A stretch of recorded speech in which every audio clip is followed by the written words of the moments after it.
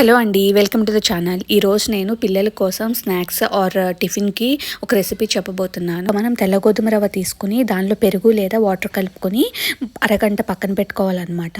పక్కన పెట్టుకున్న తర్వాత మనం పోపు ప్రిపేర్ చేసుకుందామండి. తర్వాత మనం పోపు కోసం ప్యాన్లో ఆయిల్ వేసి జీలకర్ర, ఆవాలు, ఆనియన్స్, కొత్తిమీర, అలాగే క్యారెట్ తురుము, కొంచెం పచ్చిమిర్చి వేసుకుని ఫ్రై చేసుకోవాలన్నమాట. మూత పెట్టుకుని మగ్గబెట్టుకొనివ్వాలి 5 నిమిషాలు.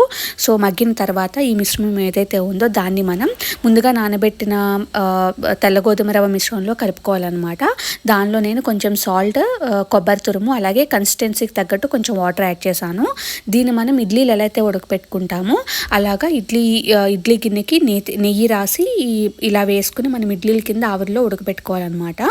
టేస్ట్ అలాగే పిల్లలకు కూడా చాలా బాగుంటుంది. కావాలనుకుంటే దీనిలో జీడిపప్పు కూడా యాడ్ చేసుకోవచ్చు. ఇంతేనండి ఈ రెసిపీ కనుక మీకు నచ్చినట్లయితే please subscribe the channel and thank you so much for watching.